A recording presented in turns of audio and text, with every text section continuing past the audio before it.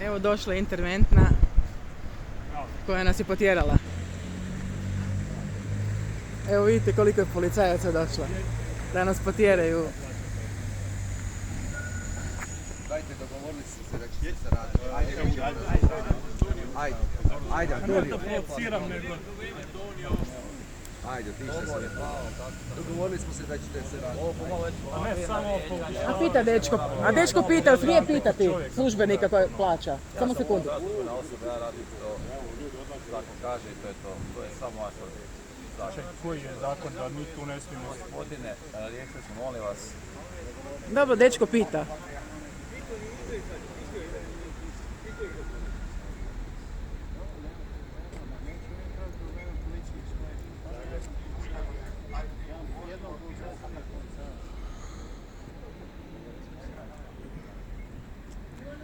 Čekaj. Ajmo jednu za kraj. HDZ lopovi! HDZ lopovi! HDZ lopovi! HDZ lopovi! Čekaj,